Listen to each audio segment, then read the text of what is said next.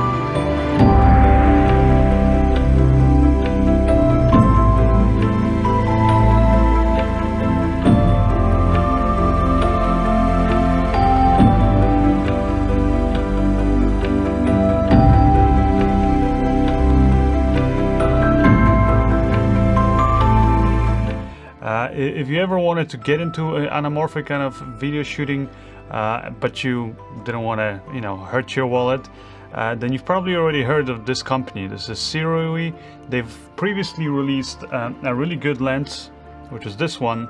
It was a 50mm f1.8, and it was the first ever on the market affordable true anamorphic lens, meaning there's no adapters, no filters or things like that. It's an actual anamorphic lens with a 1.33 squeeze aspect ratio. Well, now they followed up their successful lens with this baby. This is the 35mm, also f1.8. And if you're wondering how does it compare to the 50mm, the previous version, it is just as good, if maybe not even better. What I mean by that is that you're gonna get the real anamorphic sort of characteristics with this lens, just as you would with the other lens from Surui. So you're getting the nice wide aspect ratio if you're shooting on a 16:9 camera, which most cameras these days shoot in that aspect ratio. Then you're going to get that CinemaScope aspect ratio once you de-squeeze it to 1.33. But you're also going to get this kind of nice subtle oval bokeh, and a really nice, I think, really nice anamorphic flares. I would say maybe even slightly better than the 50mm version, even though this was already really good. What I mean by that is that the flares are there if you really point it at, like a really strong light source, but they're a little bit kind of, I would say, more organic looking, and especially when you have the lens off to the side a little bit from the main light source, and you just have the kind of the light kind of hitting the front of the lens at an angle, you're gonna get these nice little glows and these kind of blooming effects within this lens. So personally, I think that looks really nice, looks very cinematic, very organic.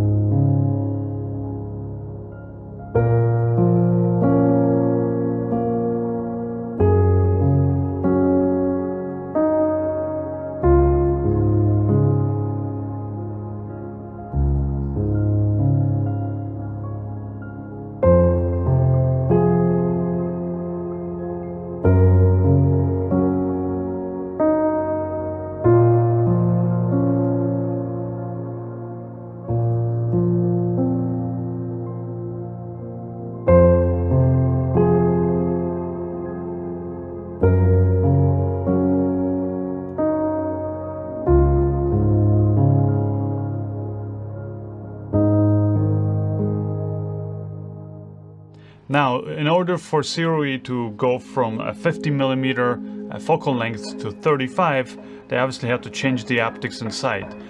Now, you might be wondering again, does that affect the build of the lens and things like that? Well, the quality and the build of it is just as good as the original lens. Solidly built, the focus and the aperture rings are nice and smooth, yet they feel solid. At the same time though, you're still getting the nice compact size that you got with the previous version. And now one thing maybe is that it is slightly bigger. This is the E-mount version of both of these that I have. So slight difference, maybe it's I would say maybe half an inch, maybe not even longer. The front diameter is 67mm, and it's the same on both of these lenses. Now when it comes to the weight, this one, it is slightly heavier than this, but again, it's very minimal.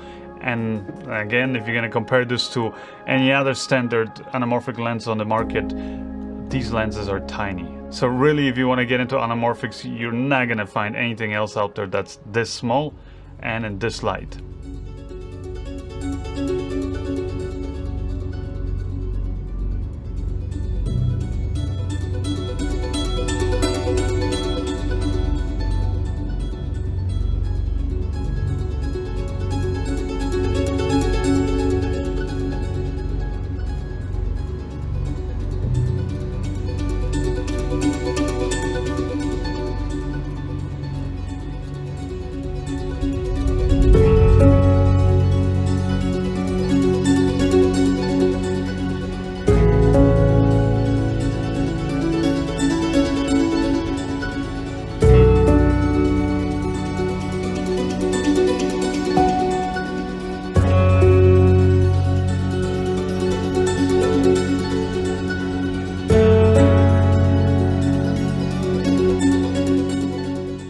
Now actually this whole video you're watching right now is also shot on the 35mm f1.8 anamorphic lens from Surui, and that's because I have it mounted there on my Packet 4K camera. And that one of course is a micro four thirds version. This one is an E-mount version, but again, doesn't matter which version you pick, they're identical in the way that they're built. The only difference is on the back, obviously the mount.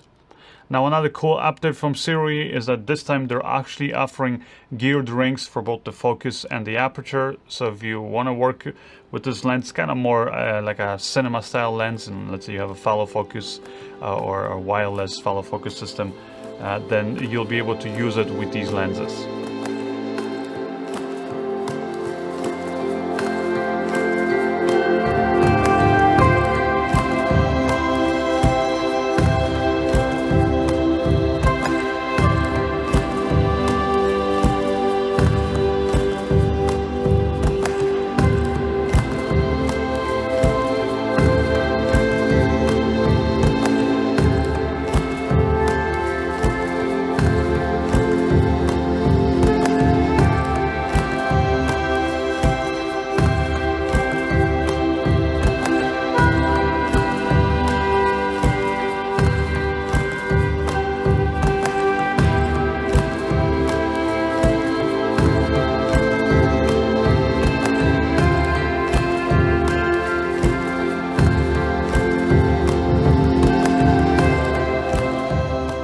So in short, the 35mm lens from Surui, just as their previous 50mm lens, I think are a great way to get into anamorphics if you're interested in that kind of stuff. This lens is nice and sharp, again, the same as the 50mm version, which is something that's very hard to find on most anamorphic lenses.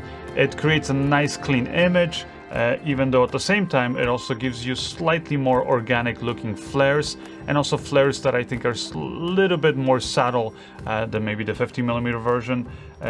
Overall, I've loved shooting with this lens, so if you're wondering if you should grab this one, and for example maybe you already own the 50mm version and you like it, well, you're gonna love this one. Now if you haven't actually tried any of the lenses from Surui, then definitely give this one or the 50mm version a try.